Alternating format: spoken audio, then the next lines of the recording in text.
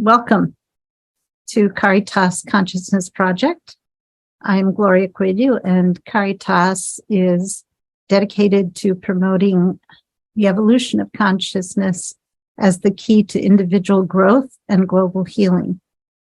And we do this through online presentations and interviews with guest speakers, as well as classes and study groups. And we draw from a wide assortment of both ancient wisdom and leading edge studies in science and consciousness and spirituality and philosophy. And we've been doing this since 2003, but it was only in 2020 that we began recording our presentations on Zoom. When the pandemic hit, we went all virtual. So our video recordings are viewable through our website, and we have about, I think, 90, maybe somewhere around 90. Our website is caritascenter.org. And on our YouTube channel, Caritas Consciousness Project. And as a nonprofit organization, we rely on the support of our members and donors to keep our program going. And if you enjoy our presentations and would like to support the program, you can make a donation or become a member by going to our website. And now let me introduce tonight's guest speaker. Joseph Selbie enjoys making the complex and obscure simple and clear. And he's the author of Breakthrough the Limits of the Soul, of the Brain, which is this book here, which I finished today, and it was absolutely wonderful, just really fascinating. I highly recommend it. And there were other books too, one on the yugas and one on the physics of God. And the physics and this brain, this book, Breakthrough the Limits of the Brain, is all about how neuroscience supports spiritual experience, and the physics of God, a unification of science and religion, and the yugas, a factual look at India's tradition of cyclical history. Oh, good. He's known for creating bridges of understanding between the modern evidence-based discoveries of science and the timeless experience-based discoveries of the mystics. A dedicated Kriya Yoga meditator for nearly 50 years, he has taught yoga, meditation, and universal experiential spirituality through the US and Europe. And in 1975, Joseph became a founding member of Ananda, a spiritual movement inspired by the teachings of Paramahansa Yogananda, author of Autobiography of a Yogi. His role as teacher and minister and decades of study under Swami Kriyananda, Ananda's founder and direct disciple of Yogananda, gave him a deep dive into Eastern philosophy and meditation and comparative religion. Joseph appears with Elizabeth Rom in the 2014 Ananda docudrama, Finding Happiness, which showcases Ananda Village, one of the most successful spiritual communities in the world. From a family of scientists and engineers, Joseph is a critical thinker grounded in fact-based approaches to discovery. He studied physics, chemistry, and microbiology at the University of Colorado. His presentations and classes, articles, and books have always blended science and spirituality. So you are a walking convergence of spirituality and science, which I love. So welcome, Joseph, and thank you so much for making time to be with us tonight. Pleasure to be here. Thanks for inviting me. So I'd like to start at the beginning with how you became interested in this kind of dual discipline of science and spirituality, and what led up to your writing these books.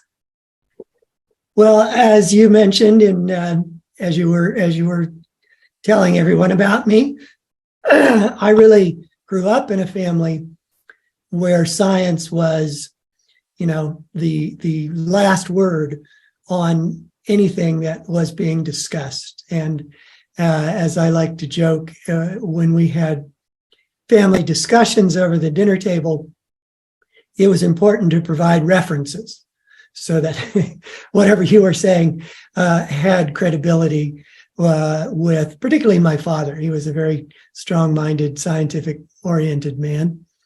And I did well in all science education and took me into the University of Colorado, fully expecting to have a degree in science. I got interested in microbiology, in physics, the usual courses in math.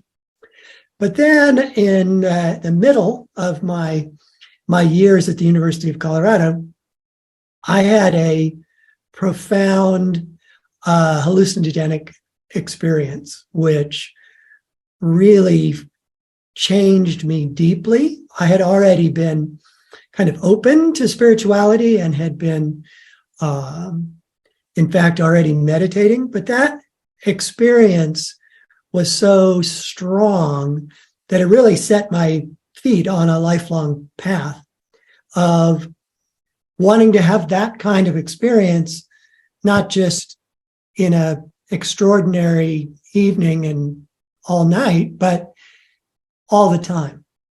And I had enough perspective on the experience to realize that it wasn't the particular drug that I took that was the key. It was that this experience was innate to who I am and to who everybody is. And the drug just gave me a glimpse of that potential experience, that potential consciousness. So that led me kind of inexorably to becoming a part of the Ananda community, becoming a student, disciple of Paramahansa Yogananda.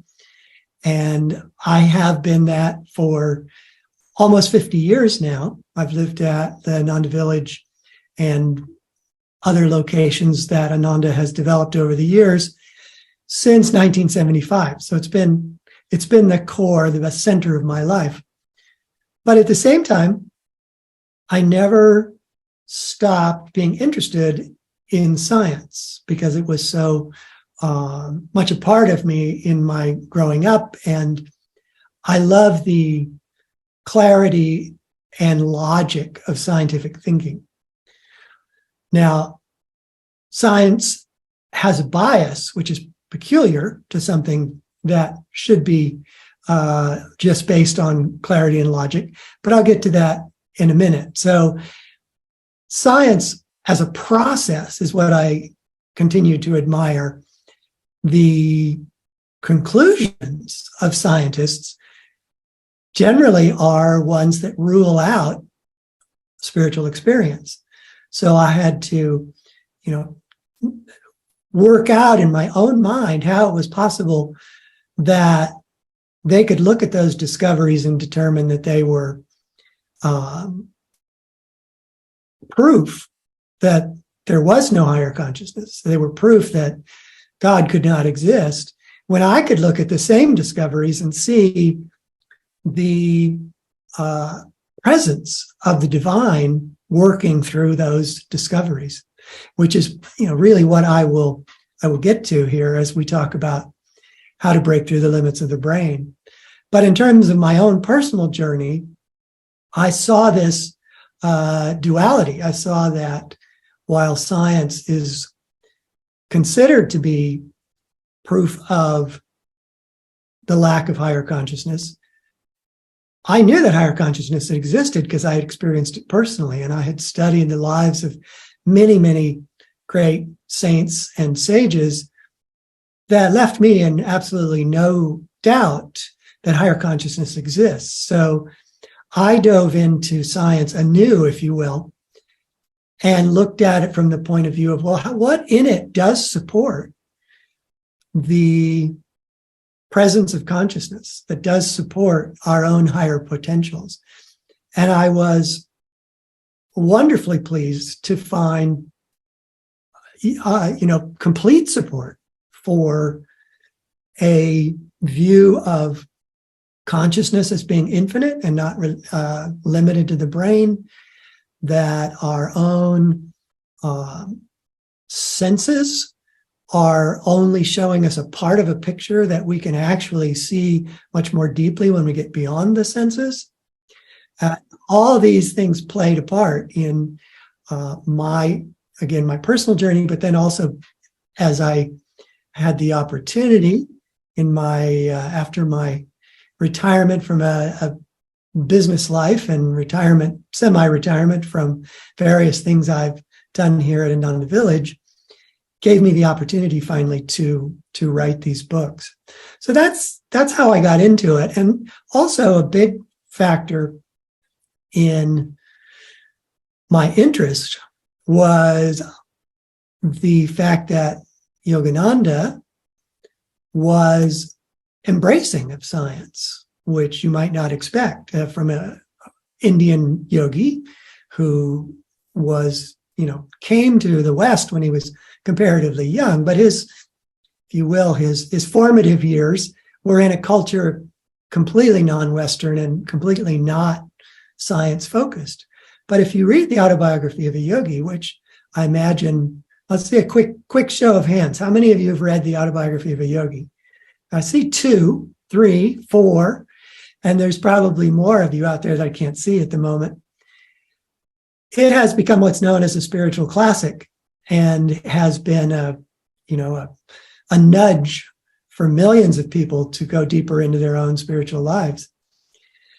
And in the autobiography of a yogi, he devotes 2 entire chapters to discussing this connection between science and spirituality. One about Jagadish Chandra Bose, who is the Nobel Prize winner and developer of many, many instruments that allowed him to study a plant's reactions to various things like chloroform or like being cut, that he showed this boundary between animate and inanimate was really not so clear of a boundary. And then in a later chapter in the autobiography, Yogananda talks about Einstein's theory of relativity and how that is a foundation for understanding how miracles can be performed and the consciousness of masters who can perform them. So this was, freeing, wonderful discovery for me to see that I could embrace deep spiritual truths and embrace a spiritual life and make that the center of my life without having to give up the scientific side of me, without having to give up critical thinking, and without having to just deny everything that science has to say, but rather I could look at it and embrace it, but then use it as a foundation for showing how spirituality is very much congruent with science. They're not mutually exclusive. They're definitely not mutually exclusive. Although many scientists would say, yes, they are. Right? Well, unfortunately, as I alluded to several times, the current scientific perspective on reality is, ironically, a belief system. Mm-hmm. They are dismissive of religion for it being a belief system not grounded in any reality. And as I say, ironically, they have their own belief system. And their belief system is simply put that nothing exists that isn't matter or energy. That is their bedrock belief. Matter and energy, according to that perspective of what's known as scientific materialism, is, according to them, able to explain every phenomenon in reality. But it doesn't.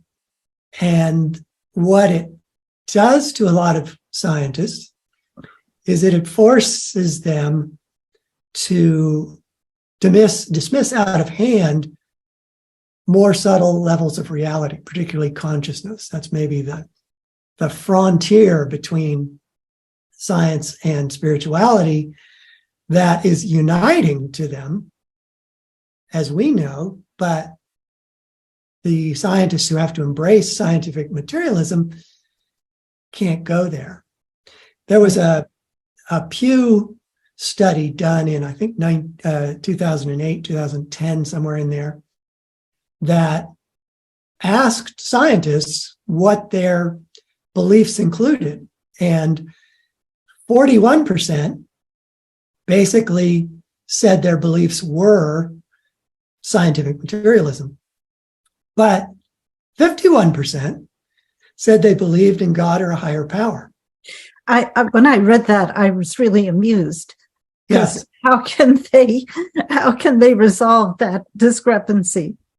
Well, I think what they've learned to do is, I don't know, when any of us come together with a family gathering and you know there's a family member who is just not going to want to hear what you have to say, you know, you're not going to bring up something that they consider completely off the wall or, you know, particularly in the realm of politics, you just don't say anything, right? You just keep your peace. And I think for a lot of scientists, they just keep their peace or they keep their job by not ever bringing up the fact that they also embrace higher consciousness, even though they work professionally as a scientist.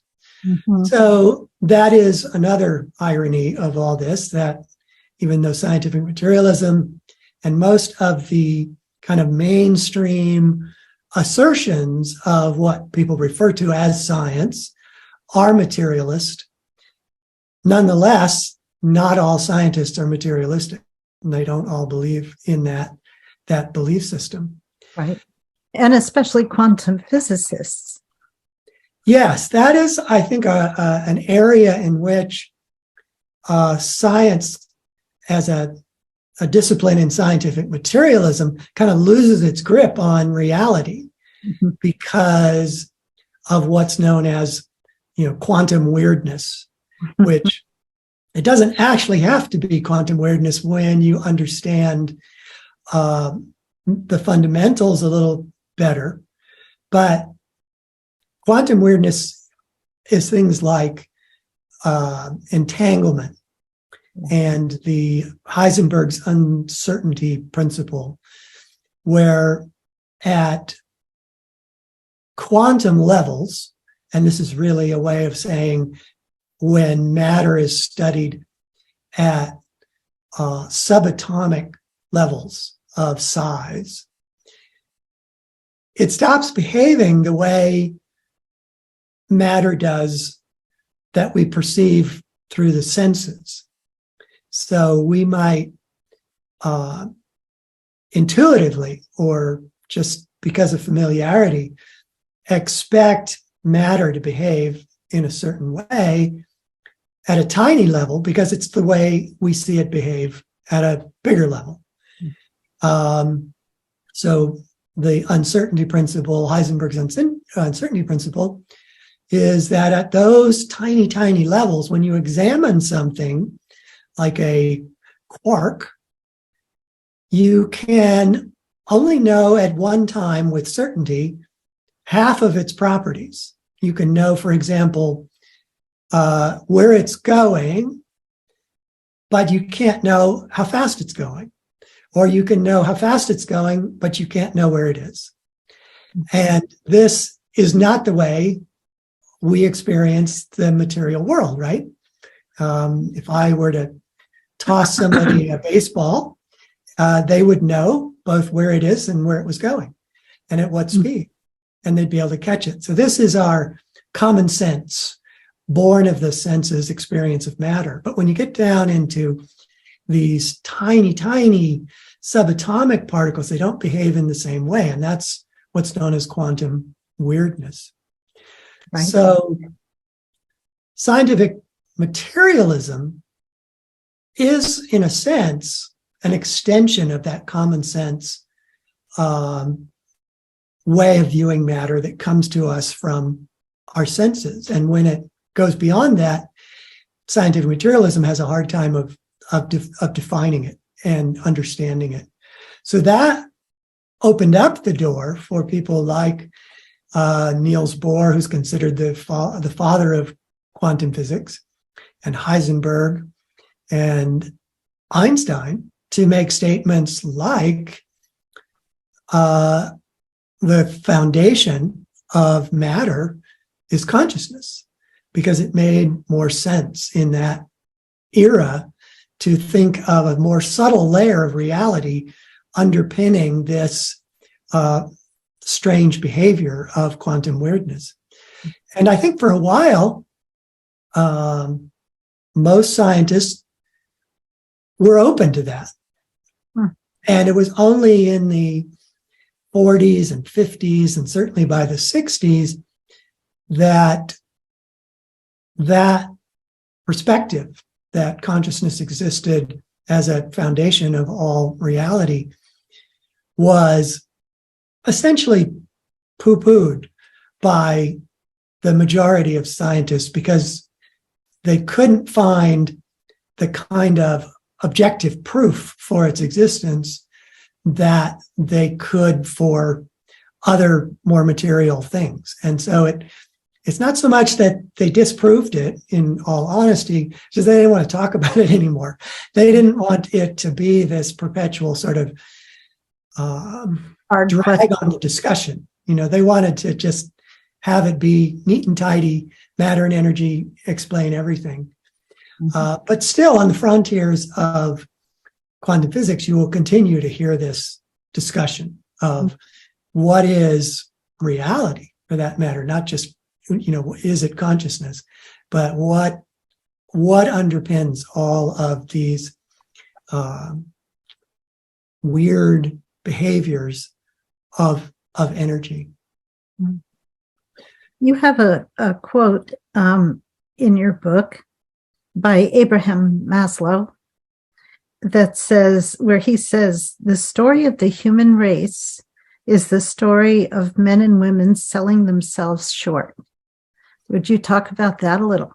Yes. Well, my opening chapter in this book, Break Through the Limits of the Brain, is titled, "We Are So Much More Than We Know." And I enjoyed writing this chapter because it allowed me to put into it some of the very solidly proven experiences, or experience told by very prominent people, that throw away this limitation of materiality and throw away our limits as human beings. So one that fascinated me, 40 years ago or 45 years ago when I first read it, was that Charles Lindbergh, who most of you probably have heard of, was famous for his flight from New York to Paris in a solo flight in an airplane. He was the first one to do this.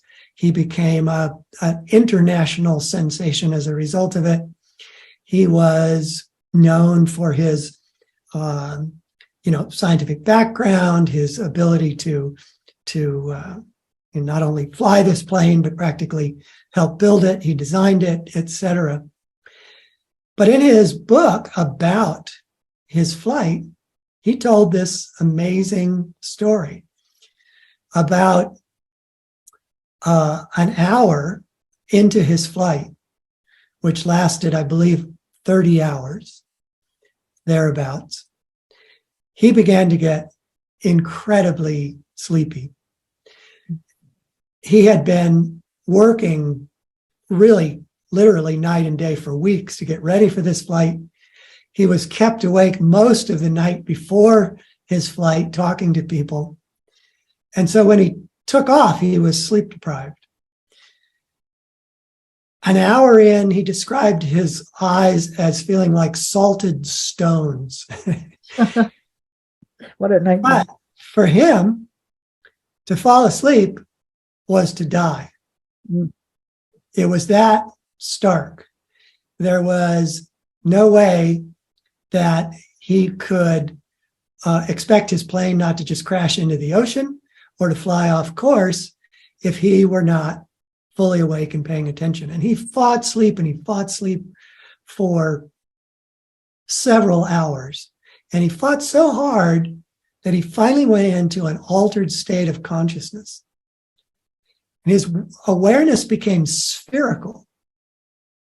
He was aware of things behind him as well as he was of those in front of him. And he became bodiless as far as his experience was concerned, had easy flow of energy, was awake in a way he had never been awake before. Beings came to him and talked to him and encouraged him in his flight, during his flight. And it wasn't until he was almost to his destination that this state of consciousness went away and he came back into his body and back into his ordinary conscious awareness. And I've read a story, I don't know that it's true because I haven't backed it up, but I read a story that when his book was first published, his biography, autobiography of this, his life and this flight in particular, that he included that story, but that in later editions it was taken out because it was just did not fit people's conceptions of what this, rough and ready American flyer should experience. And there's another story that I tell in this first chapter about Edgar Mitchell. Edgar Mitchell was one of the astronauts in the Apollo missions. And in his particular mission, when he was coming back from it, he was gazing out, whatever you would call it, the window, the porthole of the capsule, looking out at what must be, a deep field of stars when you're out in, the nothingness between the Earth and the moon, where there's no outside light. And he was so captured by what he was seeing that he went into an altered experience where he felt himself to be one with that infinity and beyond the little body that he was ordinarily connected with. And when he came back to the States and eventually retired, he founded what's now known as the Noetic Institute, IONS, the Institute of Noetic Sciences. And it was his purpose to apply science to understanding why and how he could have had that experience, because it was so profound and life-changing. And there are more stories. I don't want to tell them all to you because that's all we would have time for. But the power of the stories that I chose them to kind of shake people, myself included, into not being lulled into thinking that what you experience through the senses and what your body allows you to feel and experience is all that you are. In fact, it's a tiny part of what you are. You are so much more than that. But we tend to not know it because our brain prevents us from knowing it. Yes, talk about that, how the brain filters so much out. It doesn't actually filter it out. I get the net result you could call filtering, but it's more that we program our brain without realizing we're programming our brain, without realizing that we're wiring our brain to focus our attention on what the senses show us. So it's almost like being blinded by a light, right? You can't really see anything else but that light. Mm-hmm. But a vast reality exists beyond that light that is shining in your eyes. Our brain has been wired to do that to us, starting when we were babies. There is a fascinating kind of factoid that human babies are the least able to take care of themselves of any animal born on the planet. That almost nothing that a baby is born with is instinctual. It does have some instincts, but they're very much, you see or read or watch videos of animals being born, like colts being born, and they stand up and walk and run in minutes after being born. This is because their brains are pre-wired with those abilities, where our brains aren't. And so we have to actually wire all the circuits necessary for us to walk and to talk and to understand speech and to interact with other people.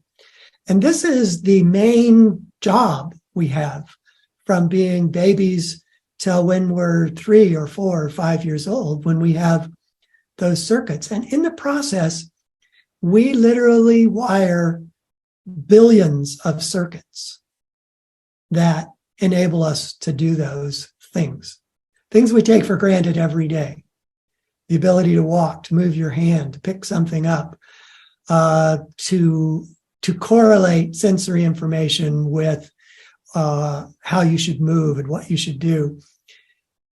And it's second nature to us, but it's second nature to us not because nature gave it to us, but because we wired the circuits that allow us to do that.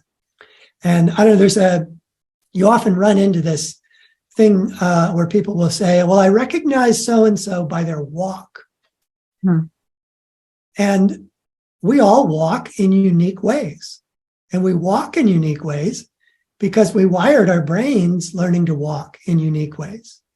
We didn't necessarily wire our brains in the way to walk. We wired our brains in a way that worked for us to walk. And that may leave us tilting forward a little bit. That may leave us, with our feet widespread, with our feet pigeon-toed. All of that was the result of us just learning what we needed to learn in order to walk and function in the world.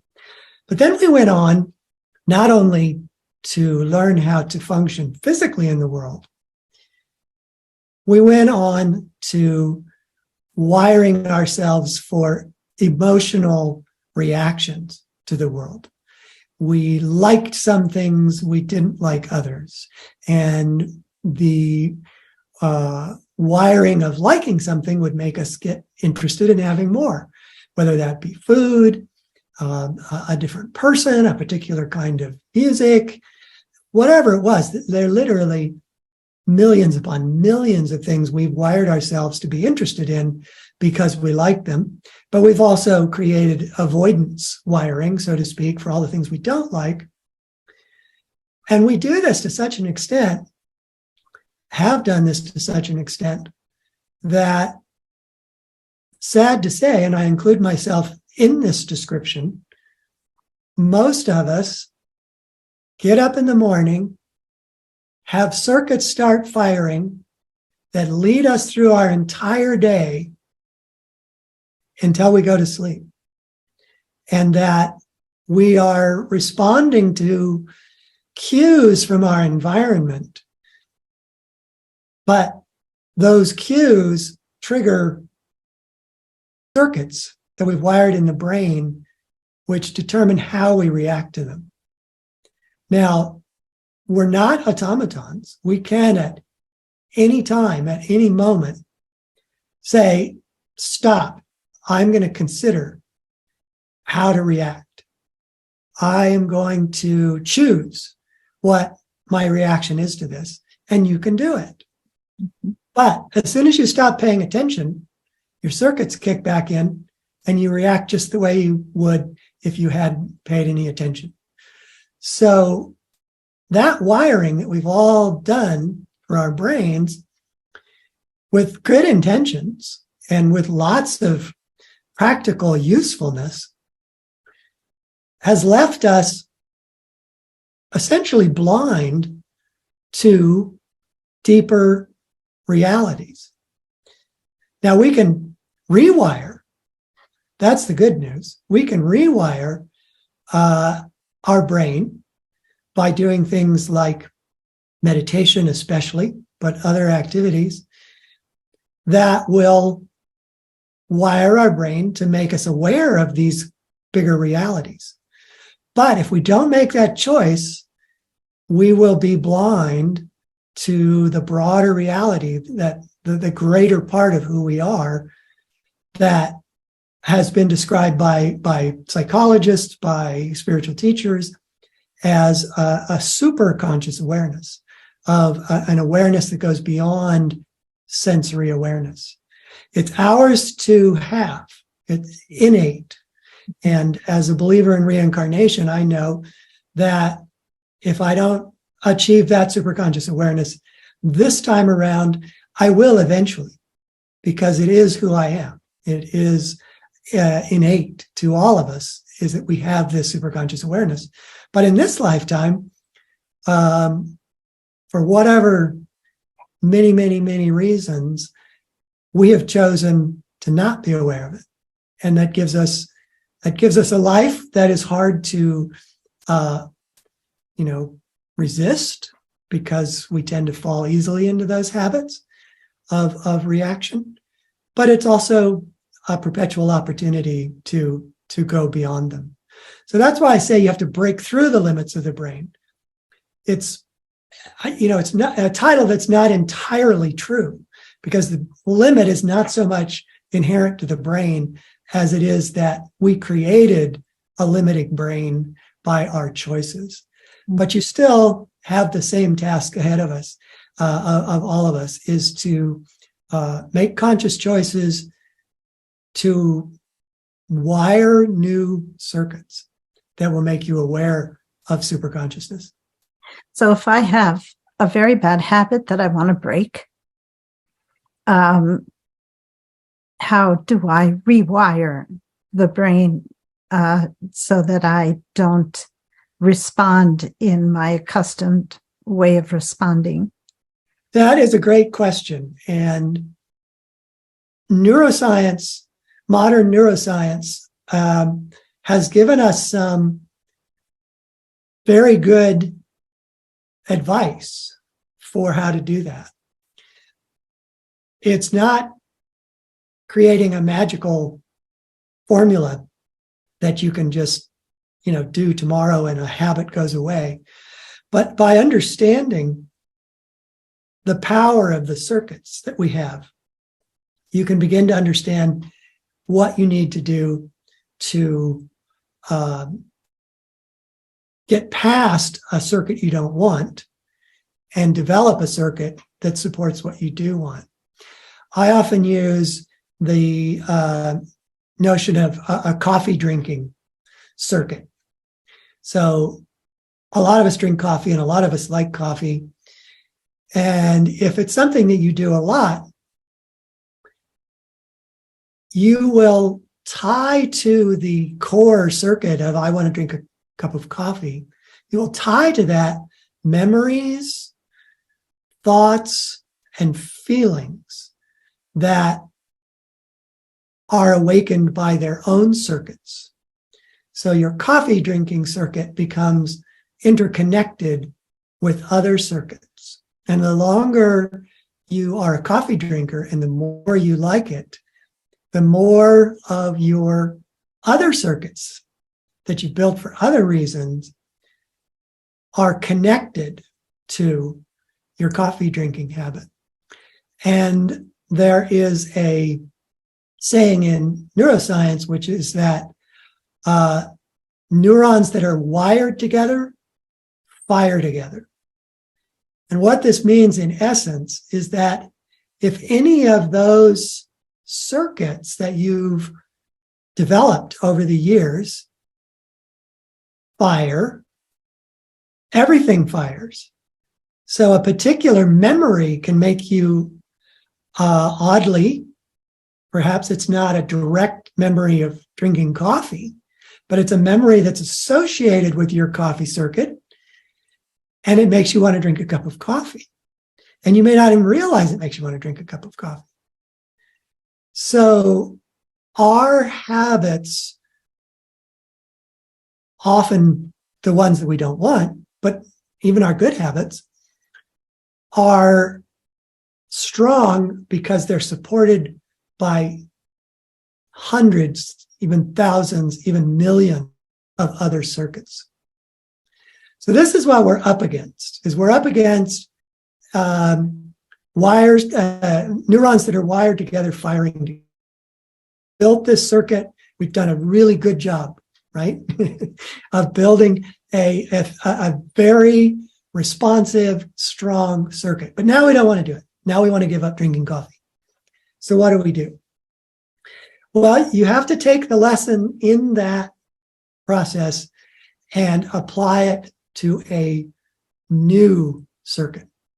You have to build a new circuit that becomes as strong as the circuit you no longer want.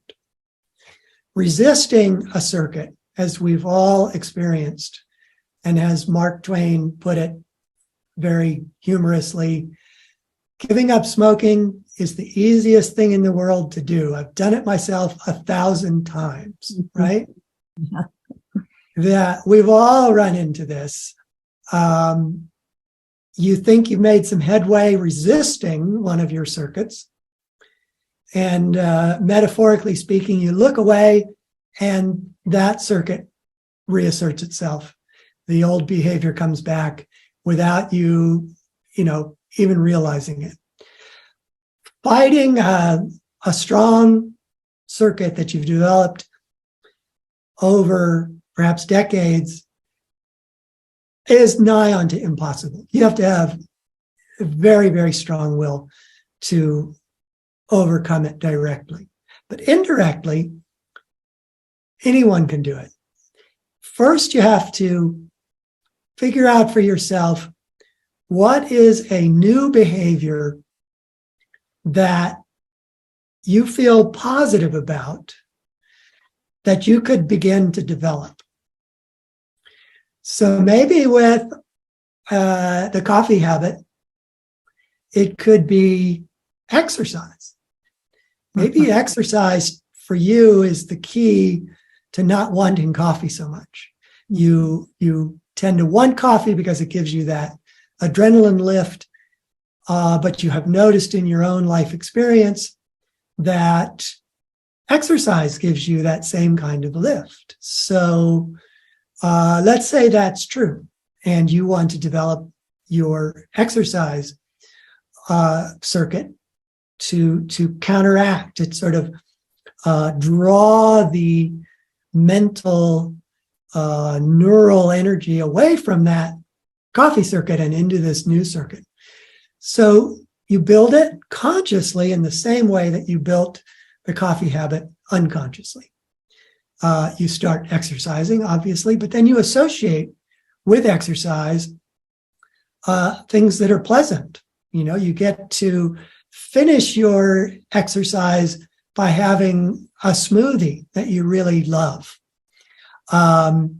Or you get to finish your exercise with, a hot tub. I'm just making things up here because I don't know what you in particular obviously would find attractive, but all of us have things that we find attractive, and you begin to associate them. So the good news is that you have to build as strong a circuit or multiple other circuits as the one you're wanting to avoid, the what draws you into that behavior, like drinking coffee. The good news is doing it consciously, you can do it much faster. Mm-hmm. You can build a circuit consciously much faster than you inadvertently built the circuit that you're wanting to overcome. Mm-hmm. Be methodical. Expect it to be hard at the beginning. write it down. Don't underestimate how strong this habit is going to be and how easily it will reassert itself into your behavior. Write it down. Be really committed to whatever plan you come up with. You can allow yourself some failure points. If not, your commitment can be too brittle. You can be disappointed. You can become hard on yourself. You can start to define yourself as a person who can't overcome habits. Give yourself some leeway for your occasional lapse to have that cup of coffee, but keep affirming and literally affirming, which I can talk about. That new habit is going to be your new habit. That new circuit is going to be one that you're going to build, and it's going to be there for you for the rest of your life. Yeah. And the more deliberate you can be about it, the more aware you can be of your behavior. It's good. It's very good to develop a habit of introspection. Ask yourself at some point in the day, typically the end of the day works for most people, but it can be any time. Ask yourself, how are things going right now? In terms of my habit, am I building the new habit that I want, or is the old habit still taking over my behavior when I don't want it to? And be aware, be conscious of how you're actually behaving. Be non-judgmental towards yourself. It's really important to be non-judgmental towards yourself. Even if the habit that you don't want is one that you find, distressful. That you fall into it. Don't judge yourself. This is something you built by accident. Yeah. I have had some initial behaviors that were fun that led you into it, but essentially it was by accident. Go ahead. When I was in my early 20s, I wanted to give up smoking. I had been smoking. I started when I was 15, and at this point I was about 21, maybe 20 or 21. And but I didn't want to make it. I didn't want to make it a willpower thing, because I was afraid that if I made it a willpower thing, that if I failed, it would be so much harder to try again the next time, right? Right. And so what I did was, every time I lit a cigarette, I would tell myself, one of these days, I'm just not going to want this anymore. Mm-hmm. I'm just going to wake up one day and know that I'm not a smoker anymore. And until that time comes, I'll keep smoking. But I know, because I want to stop, I know that one of these days that's going to be the case. And I did that for, probably, I don't know, a couple of months or something. Mm-hmm. Every time I lit a cigarette, I would think, okay, this probably isn't my last one, but one of these days I'm going to not want it. And one day I came down with strep throat, and it was too painful to smoke unless I didn't inhale, and that was no fun. So I just couldn't smoke, right? Uh-huh. And I thought, because it was just like fire in my throat, and I thought, okay, well, maybe this is the opportunity that I've been waiting for. And I knew that it would probably be a week or more before I would be able to smoke again comfortably. And I thought, so when I get better, I'm not going to want the pack of cigarettes that I had when I started, because they'll be stale. So when I'm better, if I really want it, I will go out and get a pack of cigarettes. But I'm hoping that this is my opportunity, and that by the time a week of not smoking rolls around, I won't want it anymore. I won't be craving it. And if I'm not craving it, I won't get another pack of cigarettes. And that's how I stopped. Because at the end of that week, even though if I thought about it, I would say, oh yeah, I'd love to have a cigarette, but I wasn't craving it. And so I thought, okay, well then I'm going to hold off. And Right. then that's it. Well, I think you in a way built another positive circuit Yeah. by your conviction and your repeated affirmation that this is going to go away. Yeah. I don't know when, I don't know which, after which cigarette is going to happen, but I know it's going to go away. Yeah, I didn't know enough to replace it with something else, which would have been a good thing, right? So if I did want a cigarette, I'll just do this instead, right? I didn't know enough to do that, but it did work. So that was, yeah. So yeah, I agree. Affirmations are very powerful. It's part of the various tools that I discuss in the end of the book. Affirmations are like direct ways to create circuits. Behavior is an indirect way to create a circuit. So you can actually go out and exercise, or you can do whatever it is you would like to do as a new behavior, and that will build a circuit. But an affirmation that you love to do it, or an affirmation that I will exercise so, and I'm just making this up, this may not fit anybody else, but I love to exercise because it puts me in touch with the cosmic energy in my own being. And I am that cosmic energy. So the affirmation can become part of something deeper, a deeper truth than just the specific behavior you might be wanting to develop. And that has power. One of the things that I discuss in the book is you should always think about, if you're going to embark on self-improvement, what particular self-improvement would give you the most for your effort. Because a really strong, positive, good habit will pull you in the direction of other good habits, and vice versa. So that's one reason to develop it. But then there are what you might think of as supercharged circuits you can develop, superconscious circuits you can develop. And the number one circuit, number one behavior, number one experience that I recommend for everybody universally is meditation. Yeah.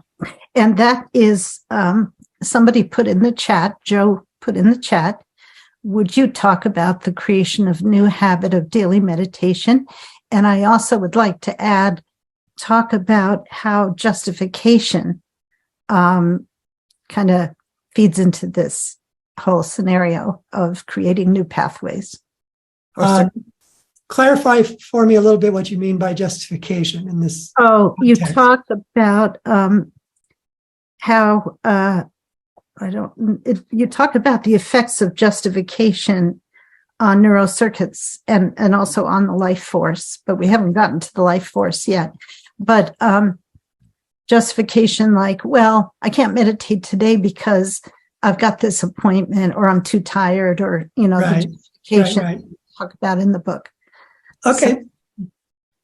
So developing a daily meditation habit, I think, is the single greatest key to self-transformation and to experiencing more and more of your superconscious self.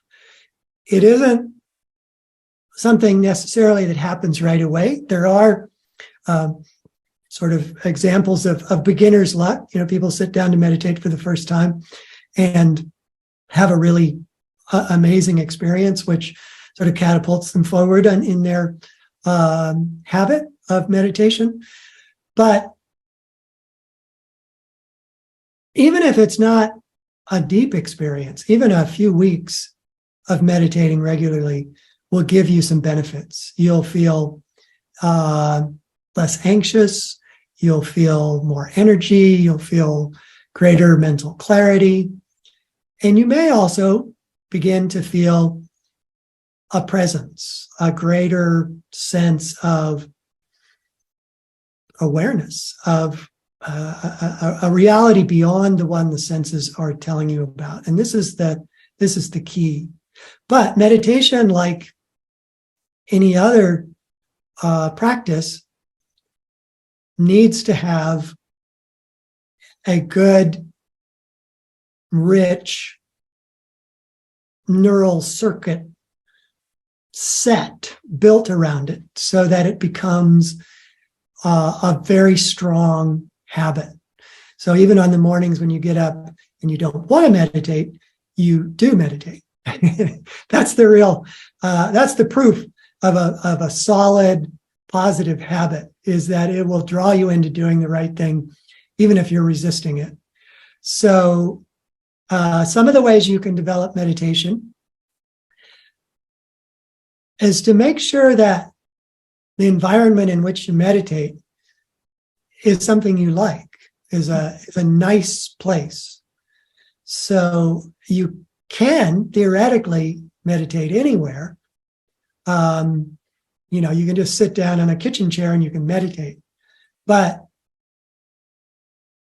better is to have a place you meditate regularly, because then that starts to, when you see it, that triggers the thought, oh, I can meditate. I could meditate. And the more attractive it is to you, for whatever reason, for me, I put a picture of Yogananda on my altar because Yogananda is my spiritual teacher. And so that picture is very attractive to me. But it could be other things as well. A lot of people like to, have scents. I can't do scents because they make me sneeze, but whatever works for you, make your meditation place. And if you can have a meditation room, better yet. But that place could be, a closet. It could be a utility room. Make that area something you like to go to, and that makes you feel good when you get there. Develop the habit of listening to uplifting music before you meditate, or listening to chants, spiritual chants before you meditate. Those two, whenever you hear that kind of music you play before you meditate, or the chants that you listen to before you meditate, they trigger the meditation circuit. They trigger the meditation memories. What you're doing is you're consciously building experiential circuits that include emotion, perception, memory, and you're associating them with meditating. And the more deliberately you do that, the stronger you can make your circuit. And the more it too will deepen. The biggest draw to, I think, most people for meditating is the memory of experiences that you had while you meditated. It pulls you back into it because they're very attractive experiences. So the more you meditate, the more you will want to meditate, and the more you actually do meditate. So build the circuit deliberately. Know that it's going to be challenging to build any new habit, to build any new circuit for weeks to months. The reason why most of our resolutions to create new habits fail is that we don't stay focused on them long enough. 3 weeks go by and we think, oh, this is happening. And then there's sort of a false confidence that comes along. And you think, well, I could skip it this morning. Oh, well, I should take this phone call. This email is attractive. And before you know it, you've missed 3 days, 4 days, 5 days. And that habit that was going so well, that was beginning so well, doesn't solidify into a lasting circuit that helps you meditate. So stay with it for weeks to months until, as I say, the desire to meditate will overcome the resistance to meditate. That it becomes strong enough that you will do this at whatever time you've chosen to do it regularly, because you really know you will do it. You're muted, Gloria. I am. Yes, I am. I'm sorry. Each time we do it, doesn't it give us a little shot of dopamine? Yes. Right? Yes. And that's one of the things that the brain provides to support our strong circuits. Mm-hmm. Dopamine does lots of things in the overall brain chemistry, but one of the things that it does is it reinforces pleasure. So if we feel pleasure in what we're doing and we feel intense pleasure in what we're doing, dopamine will kick in. Or accomplishment. It can be anything that gives us pleasure. Mm-hmm. It doesn't have to be sensual pleasure, but just anything gives us pleasure will be amplified by dopamine. And the more often we do it, the stronger that dopamine support is. But eventually, a circuit like meditation can become beyond the necessity of dopamine to come in. Dopamine is kind of a cheap high, where what you can experience in meditation is deeper and more satisfying than what dopamine will give you. Yes. Okay, so we have another question from Tink. Oh, wait, what happened to it? I saw it a minute ago. Oh, here it is. She said, I think you're talking of neuroplasticity, and of course we are in terms of the circuits and neuropathways. If so, can you speak to the correlation of this with consciousness? Not sure, Tink. I totally follow your question.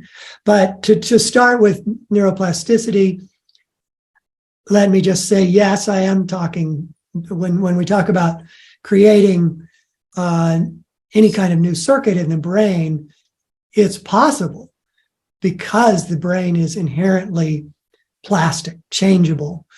A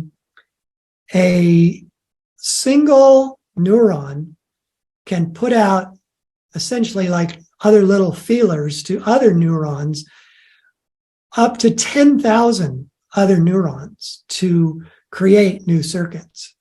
Now, the circuits that we've developed don't necessarily die away, but the number of connections they have start to erode. So our whatever habit it is that we no longer wanted and successfully managed to avoid because we created a new habit, it starts to just break down a little bit. But they're sneaky. If it was a strong habit, it can sneak up and grab you without, your conscious awareness really easily. They do have long lifetimes. But more important is the fact that we can create the new ones with this neuroplasticity. Mm-hmm. So in one sense, I'm not sure where you wanted to go with that question, Tink, but in one sense, we can direct neuroplasticity because we are conscious. Go ahead, Gloria. I'm just saying to Tink, she could unmute and ask and clarify. Joseph, what was the last thing you said? I missed it. Oh, just that it's because we're conscious that we can work the fact that the brain is neuroplastic. I mean, we are not our brains. We are entities that are immortal, are infinitely conscious, have infinite feeling. And because of that, we are really in charge of what happens in our brains, even if we're not doing it deliberately. It takes a conscious actor for this neuroplasticity to change the brain. Otherwise, like most animals, we would act just from the pre-programming that we were born with. And we would act instinctively all of our life, whatever life form we happen to be. But eventually, animals become more and more conscious. They incarnate as humans. Humans become more and more conscious until we take more deliberate charge of what we want to experience. And that's when our consciousness, our ability to focus our consciousness, it uses the innate neuroplasticity of the brain to our own purpose.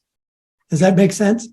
It does. I guess I was just thinking healthy brain, more consciousness, kind of like what came first, the chicken or the egg. That's what I was thinking. It just seems to me that neuroplasticity just makes for healthier brains. Well, it opens the door to healthy brains, but unfortunately, the same ability that you or I have to sit down and meditate and have superconscious experience and build neural circuits, it's the same ability that a meth addict destroys their brain with. Because it's a conscious choice. It may be a completely ignorant, self-destructive, driven by emotional demons choice, but that path down to becoming a meth addict has the same effect. It builds circuits in the brain that want you to take meth. And in fact, because meth has such a powerful pleasure experience, it builds those circuits really fast and it laces them with dopamine responses. And this is why meth addicts become, so tragically rapid train wrecks of human beings. But it's the same ability. It's consciousness. And luckily, most of us are propelled into lifetimes where we already have good karma, we have good desires, we have the deeper than conscious desire to grow in positive ways. And so we have a head start in our life towards creating a healthy brain. But the brain is just a tool. The brain itself is not healthy or unhealthy. The brain is a reflection of what we want to do. Now, there's a hidden brain, if you will. There's the part of the brain that is the autonomic nervous system that keeps the heart functioning in rhythm with breath, that allows us to, process and digest food, etc. There's a kind of like a silent partner nervous system that we have that we don't really change its circuits. Fortunately, we can't rewire the autonomic nervous system because in our kind of innate desire to experiment and try new things, we would probably kill ourselves. Yeah. So, but all the other circuits in our brain that have to do with, conscious behavior are at our disposal, so to speak, our neuroplastic disposal to be wired in any way we choose. And, Thank you. A major spiritual experience like the one that you had, or, through whether it's through meditation or through, a psychedelic drug or whatever, can have a very powerful, immediate effect, and and life-changing effect, Right. which is, eliminates all the struggle to create new pathways, because it in itself, a profound experience of the divine, let's say, does change those circuits, right? Right. Yes. And that was, I sort of alluded to it when I mentioned meditation being the one habit that I encourage everybody to have. What I didn't finish in that thought was the reason why I encourage it is because in meditation, you can have these spiritual experiences that more rapidly rewire your brain. Yeah. They're supercharged with divine power. And that divine power, in the same way that the negative flip side, the same reason that the meth addict develops the circuit so fast is because they're so pleased by it and dopamine kicks in. On the positive upside, when you have spiritual experiences, you're so drawn to it and so uplifted by it that those circuits are reinforced rapidly. And, I'm sure most of you are familiar with the various stories told by near-death experiencers. Mm-hmm. And one of the common themes that you will hear is that when they returned from their near-death experience, they felt like new people. Yeah. That a lot of psychological and emotional conflicts that they went into their death experience with, they came out without them. Mm-hmm. Because their brain really was rewired deeply by that experience. And although their lives didn't change so much in an outward sense, most of them, not all of them, but most of them stayed married to whoever they were married to. They went on with lives that included the same friends and children. But their whole view of what they should do while they're doing all those things completely changed. And they realized that the only purpose in being alive is to learn to love and to be of service to others and to, feel the connection to the divine. And they didn't have to build that circuit. Right. They didn't have to overcome the tendency to resist being loving and resist being, preoccupied with things that are of less importance. They were remade, and that became their life, was giving, loving, serving, and without any fear of death. Right. Yeah. So powerful experiences definitely rewire our brains more rapidly. Yeah. Tanya was asking, what is your understanding of circuit creating with social media use and possible cause of depression in teens? Yes. Social media, a powerful force for good, a powerful force for bad. Mm-hmm. And it's also, online tech in general knows how to build circuits in people's minds really rapidly. Mm. So I thank my lucky stars that I raised my kids before social media came along. Me too. I honestly don't know how I would have combated the downside of social media without alienating them from me. Mm-hmm.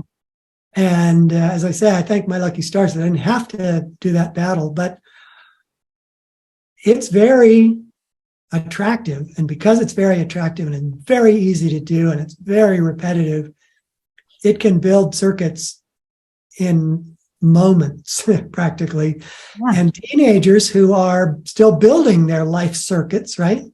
They haven't And built still all the building- ones that we have as adults. Yeah, and still building their self-esteem, and where peer pressure, is so important, more than any other time in your life, I think.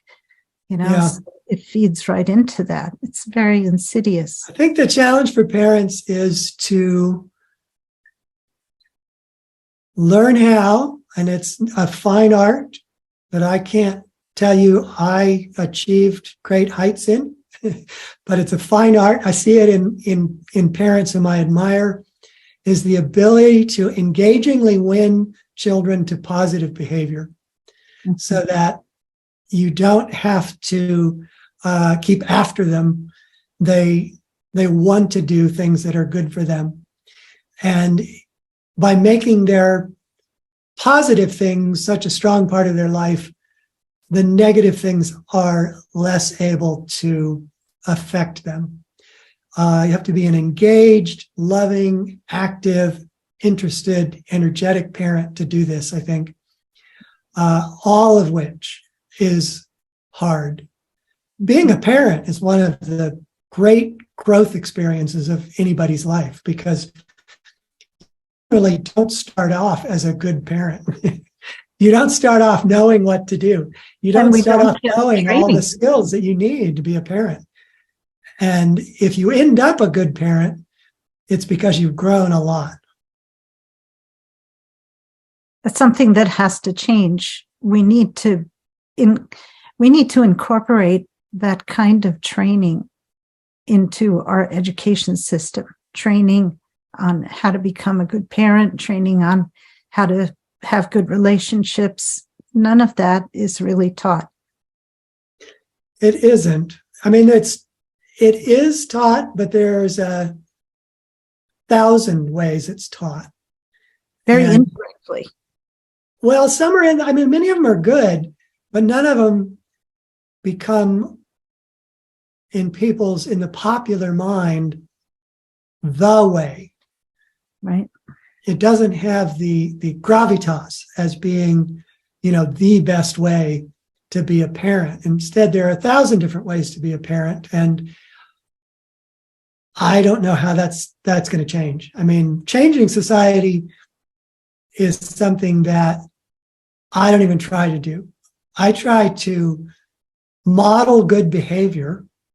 I try to model the behavior that I think would be beneficial to everyone. I talk about meditation as often as I can.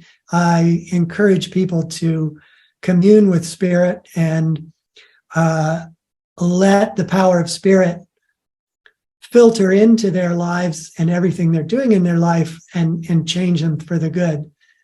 But frankly, I don't have any good ideas about how you actually go out there and change society other than by modeling. I mean, you can have a particular thing that you do. Ananda is really devoted to meditation. And I think we have taught something in the neighborhood of 2 million people how to meditate. And we give support in many, many ways for people to meditate. We have a meditation app. We have, refresher courses. We have different techniques we teach. So in a sense, that goes beyond modeling, but it doesn't have power if you don't model it. Right. Do you teach meditation to children? Yes, but very carefully, because they're naturally drawn to it, but they're naturally, their brains aren't formed, their circuits aren't formed in such a way that a discipline about any one thing is natural to them to build. So again, you have to make it something they like to do. Yeah. Keep it light, keep it enjoyable, let their natural spontaneity as a child take them naturally to spirit and to connecting. But I think if you come down too heavy-handed on children, No, that doesn't work. Like preschool, kindergarten, elementary school children, you will often just make them not want to meditate for the rest of their life. Right. My daughter had a summer camp. She ran a summer camp, designed the program and everything. And she had quite a range of ages from, like 4 to 13 or 14.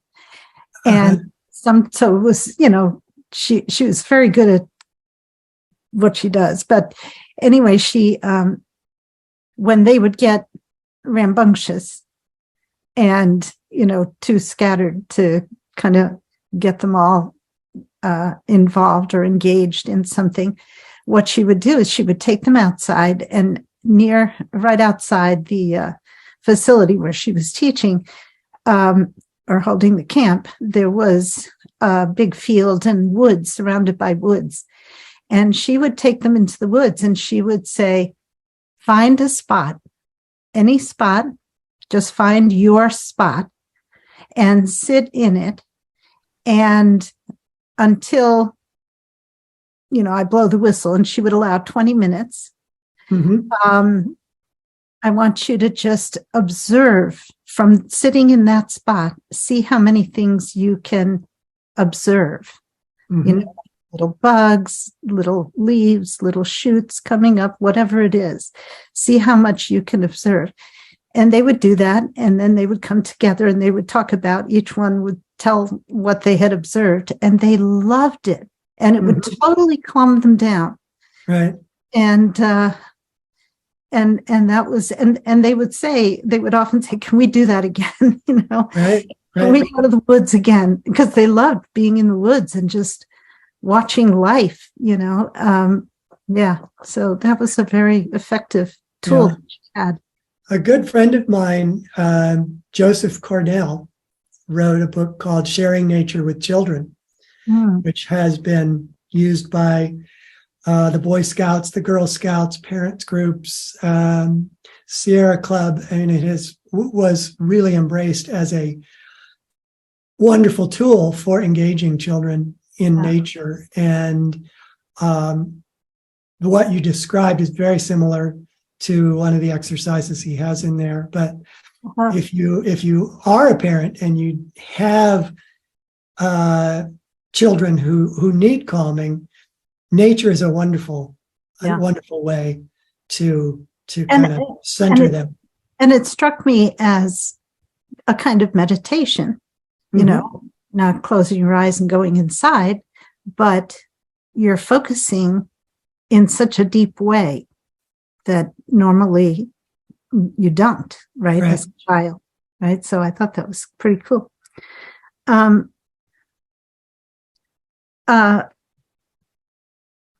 So could you talk a little bit about superconsciousness and just how accessing it,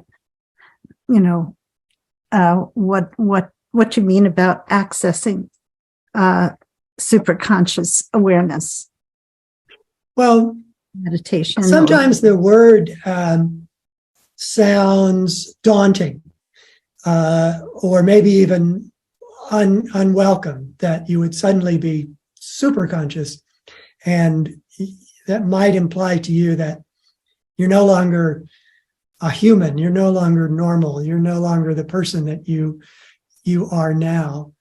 But really what I mean by superconscious is that it's anything and everything beyond the consciousness that we live in day to day that is stimulated by the senses.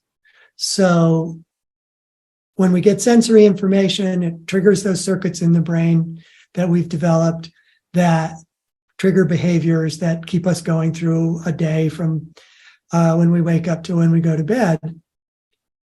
But all of us also have superconscious experiences, and we don't often think of them as that. I mean, the most common one is that we get a hunch. And we sort of know that something is going to happen, And it happens. And it's not out of the blue, at least typically not for me. It's more a hunch about something that is unfolding in my life. So I know the actors, I know the character, I know the situation that's going on. And I think, I bet so-and-so is going to go this direction or do that.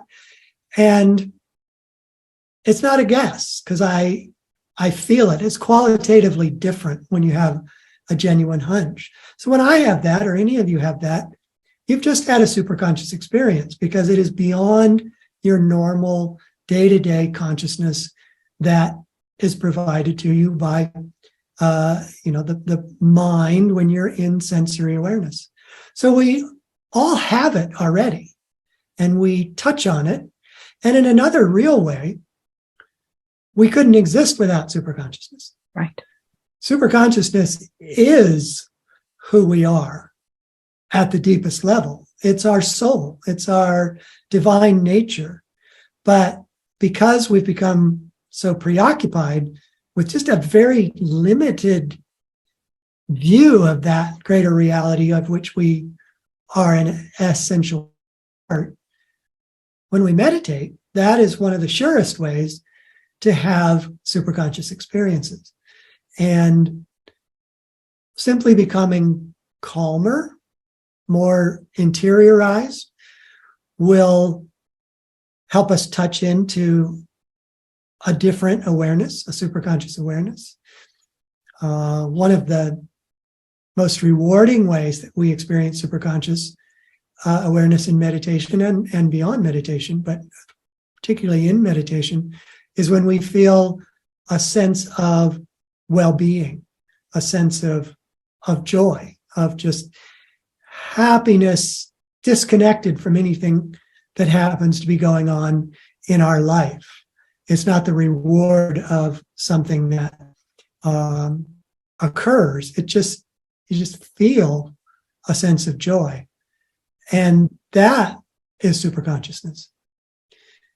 As we get deeper and deeper into our meditation practice and touch into superconsciousness more and more often, speaking personally, what happens for me is that I'm much more intuitive, I'm much more creative. I'm able to focus in a way that brings ideas to me that were not my ideas, that were perfect for what I was needing to think about or do or accomplish, but they weren't the process of a rational one-step, two-step, three-step process. They came full-blown. The solution came complete in a moment of intuition. Like a download. It's like a download, yes. Or I'm uploading myself into that higher consciousness and meeting it. Yeah. My emotions are much more harmonious, and my impulsive tendency is more to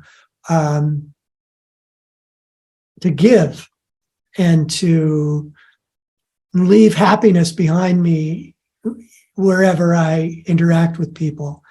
I'm not being Pollyannish. I'm not thinking, oh, I should tell Gloria here what a wonderful job she's doing. I mean, that's great, and I mean that in a way, but I didn't just say it in a way that came from meaning, right? I didn't just say it that time in a genuine way. And so giving love and being of service to others is most meaningful to you as well as to them when it comes from genuine feeling and heart. Authenticity, right? Authenticity, yes. Being more authentically who we are. And that comes from that superconscious experience. You no longer have to, there is value to faking it until you make it. There is value in doing things the way you wish you spontaneously wanted to do them, because they build circuits. Yeah. And those circuits start to support that behavior. But of more value to you is when, through superconscious contact, you genuinely, spontaneously want to behave that way. Right. And that's the power. And it feels wonderful. Superconscious awareness is just wonderful. It's joyful. Paramahansa Yogananda defined God. He said, God is, not God is sort of like this, not one of God's attributes is this. He said, God is ever new joy. And when we experience our higher consciousness, it includes ever new joy. It superconsciousness in a way is born of ever new joy. And that's why people talk about meditation as being blissful. I avoid that term because it kind of got grabbed by popular society and is belittled. Like, oh, so-and-so's blissed out. They can't talk or behave. But really, that's what it is. Ever new joy is bliss. It doesn't overwhelm you. It doesn't make you a non-functional human being. It doesn't make you unintelligent. All of that, ever new joy, superconscious awareness makes you more intelligent, intuitive, makes you more concentrated, more able to accomplish things. In my time now, after having built for decades greater and greater awareness, I'm 10 times, 20 times more productive in the things that I do than I was when I had lots of energy and lots of youth. But I was scattered much more when I was young. Now I'm centered in doing things much, much better. I don't want to put myself forward as a paragon. Things can throw me and leave me scattered still, but I can get back to that center more readily. And then in that center, I could live more fully. Yeah. Wouldn't you say that part of that experience of, accessing or touching into that superconscious reality, one of the effects of it is to just trust our lives, trust the universe, so to speak. And in trusting, we don't get thrown off balance by every little thing, because it's just the next thing that has arisen, and it's okay. There's this trust factor, I think, that is so important. Yeah, I agree. I think I'm going to describe the same thing, but I'll use different words, which is that for me, I realized at some point, and not always, again, I don't want to make myself out to be a paragon. I go in and out of this kind of attitude and state of awareness and being. But on my good days, I realized that I don't need things to come out in any particular way in order for me to be happy. Right. And again, it's genuine. I can trust that however they come out is going to be just fine. It's not going to take away my happiness. Even if it's hard, even if it's a challenge, even if people are being mean to me, even if disaster strikes me. I was about a year and a half ago, I was in an automobile accident, and I had a broken neck. Oof. And I was actually amazed at how little it concerned me. I was in the hospital for 2 weeks. I didn't have the ability to walk normally. I didn't have, any ability to use my left arm and hand. And yet I was really, genuinely, I was suffused with this feeling of, I'm fine. Not that the situation is fine. I didn't pretend that the situation was fine, but I was fine. Mm-hmm.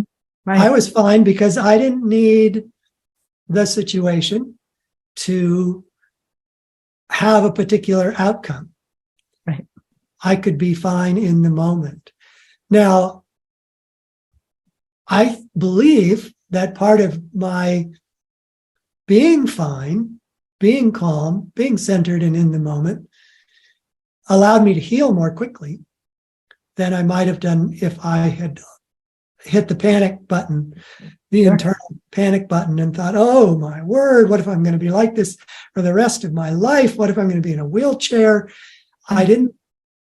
Fear was not what I experienced. And again, I don't want to set myself forward as a paragon where I thought, oh, I will resist fear. I just didn't feel fear. Yeah.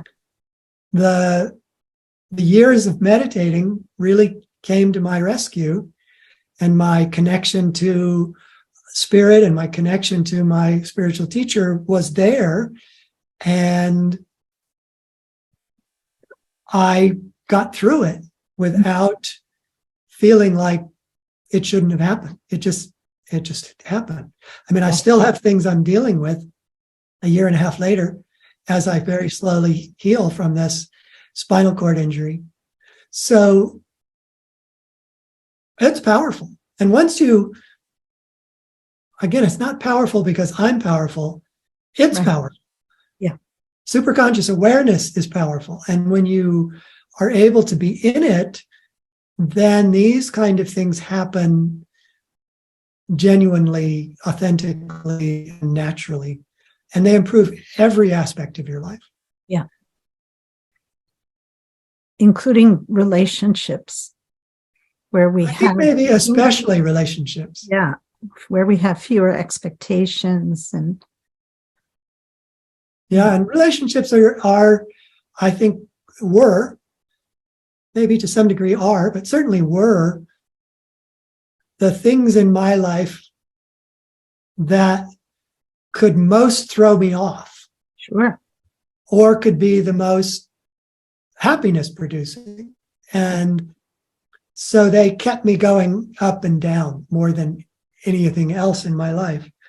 Eckhart Tolle says, if you think you're enlightened, go spend a week with your family. Right.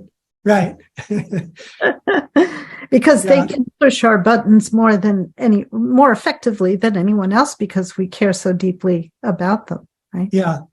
Yogananda put it this way. He said, your spiritual development is tested in the cold light of day. Uh-huh. It's not just because you have a wonderful experience in meditation. Right. It's how you experience the challenging, Thanksgiving with the family and Uncle Ed.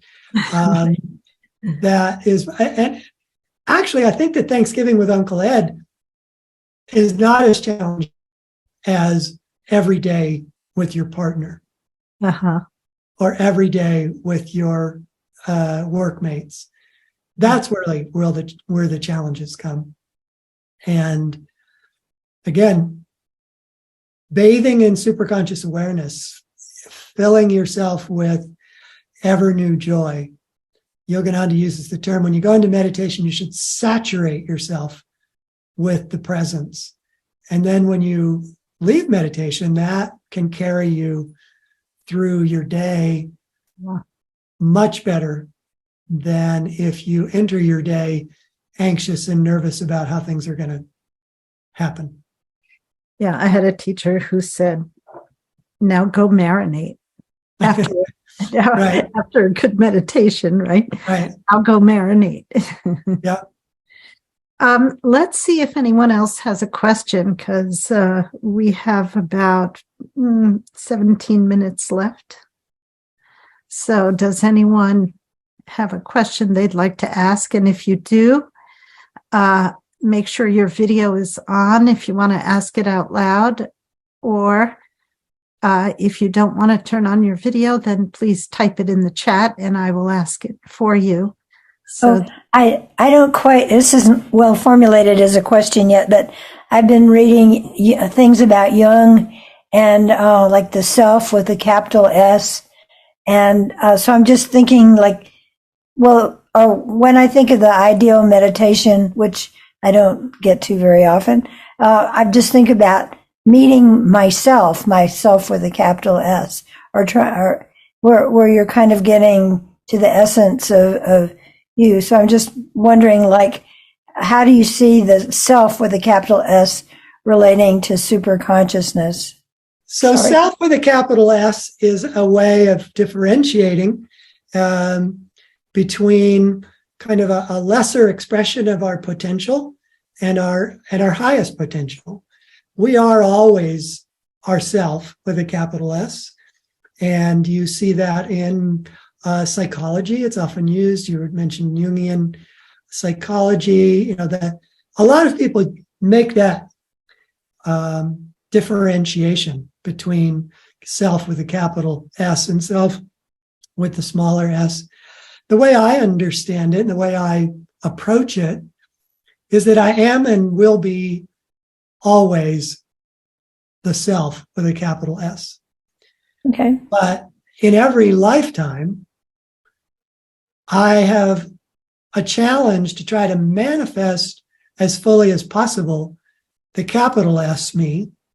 And the result, until I'm perfectly able to manifest the capital S me, will always be the smaller s me. But the potential is always there. But is that the same as superconsciousness, like when you're in your capital S self? yes. Yes, you are superconscious. Again, we're always superconscious. Okay. We are just making choices to limit our awareness to a very relatively small arena of reality. But we're using superconsciousness to have that limited awareness, because superconsciousness is our consciousness. We can't be conscious without being inherently superconscious. But when we choose to kind of, like a camera lens, if we screw down the aperture of that camera to such a tiny degree that all we can see is a little bit of the field of reality, that's what we're doing when we're operating in our smaller S self. Mm-hmm. But we can't operate even as our smaller S self if we aren't a part of our larger self. We are our larger self. We're not a part of it. We are our larger self. It's the reality of who we are, but we're not always aware of it on a conscious level. Right. Yeah. Thank you. That was good. Thank you.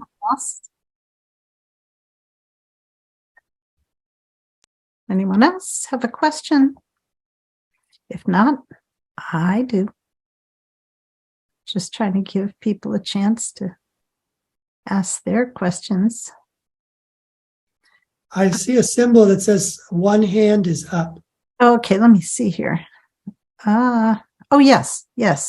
Tanya, would you like to ask a question? And hear you. Hey, thank you. Great. It's interesting because I have I find meditation hard, in my day-to-day life, and I've never gotten really good at it. But I find that, I've been studying Thich Nhat Hanh and mindfulness, and I feel like mindfulness is like moment-to-moment meditation.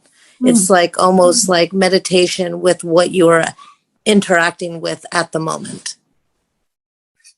I agree with that. That's my experience. That mindfulness in the moment is, I think, a wonderful experience, and I commend you for doing it. But I would encourage you to continue to try to meditate, because I think what you would find is that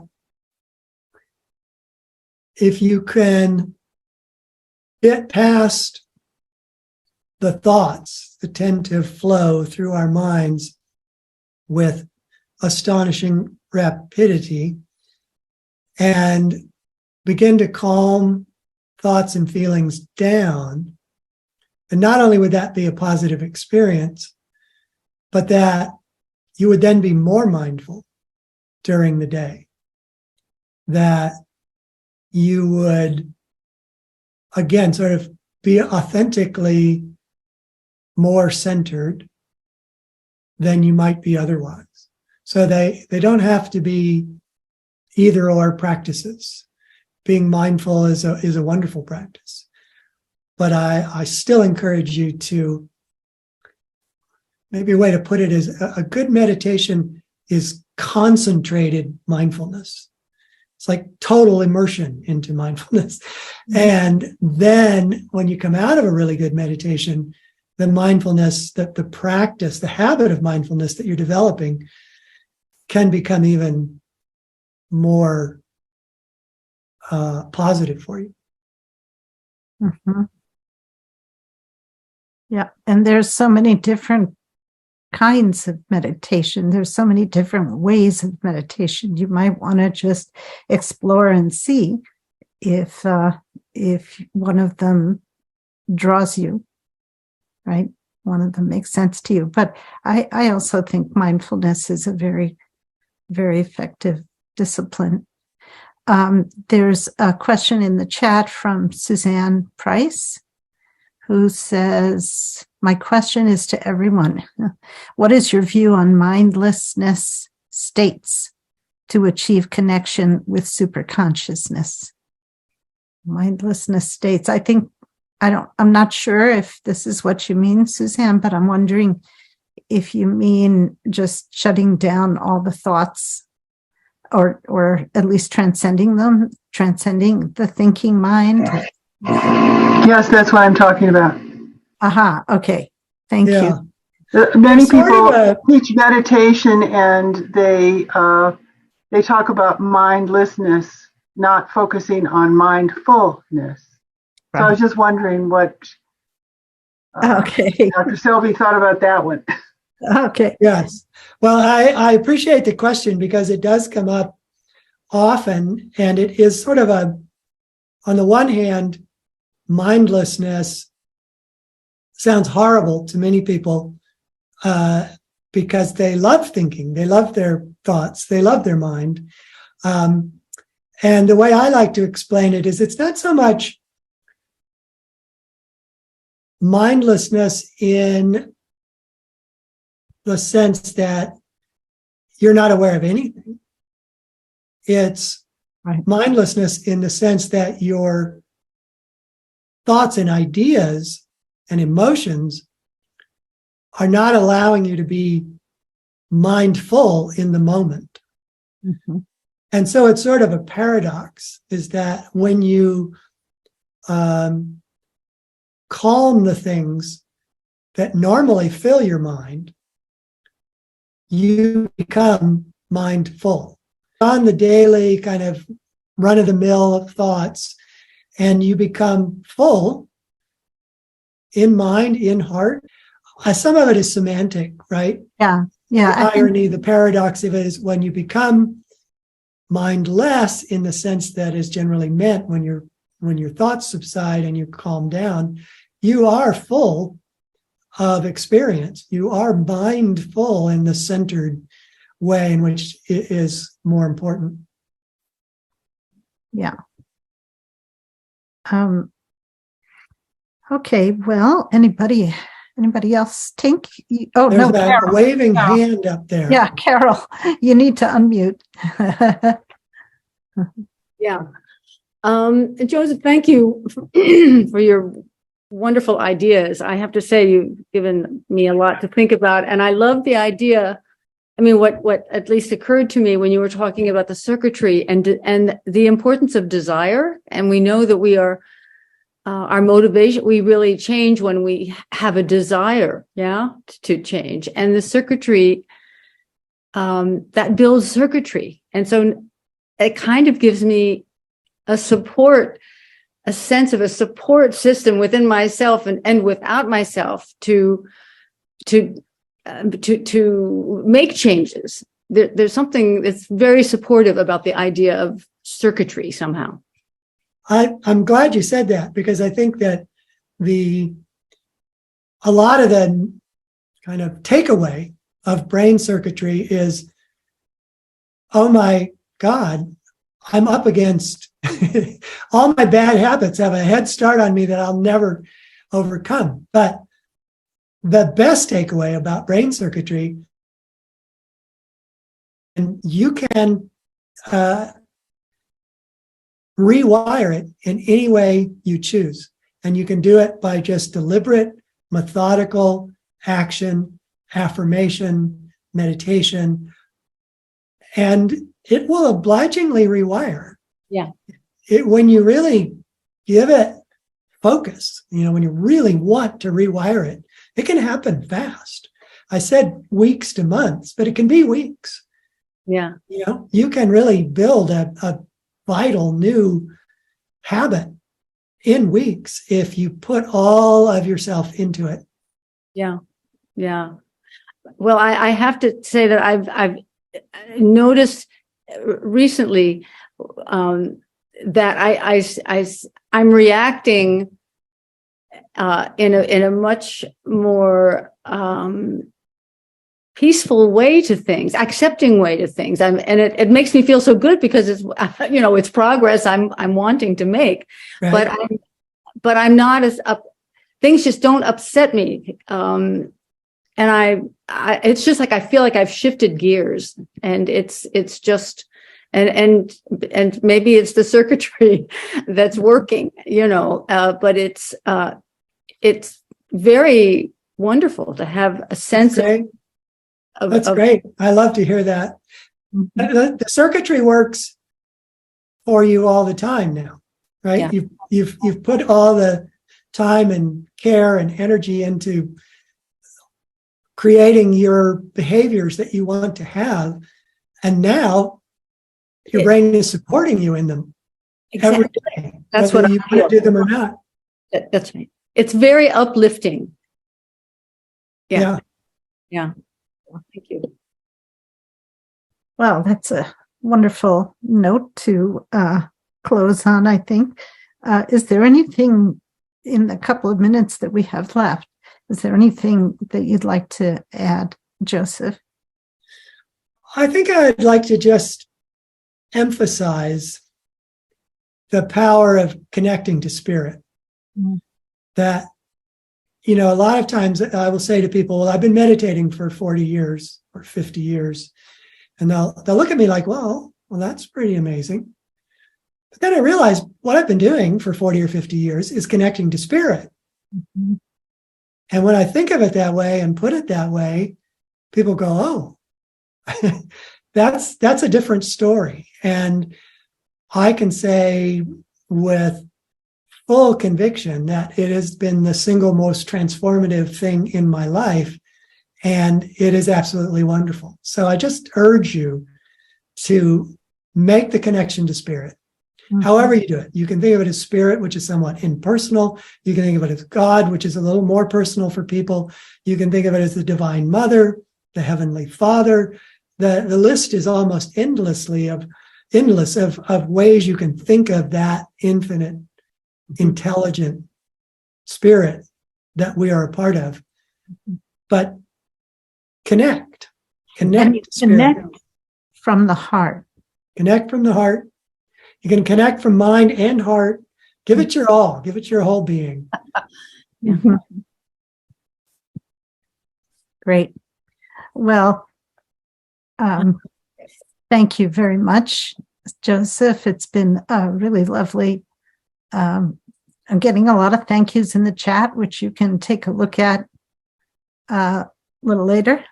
And I appreciate the time you've taken to talk to us, and thank you all for attending. And I hope we'll see you again, Joseph. My pleasure. Happy to come back. Okay. Do you have another book coming up? Not soon.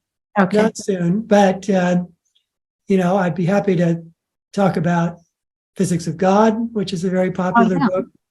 And for those of you who might like the notion of higher ages in the past, I have a book called cyclical approach to civilization that comes to us from India. So, pick a subject. Honestly, I've been teaching about spirituality, meditation, yoga for almost 50 years now, and there are very few subjects that I haven't taught. Great. Wonderful. Well, thanks so much, and we will see you again then. Bye. Bye-bye. Bye.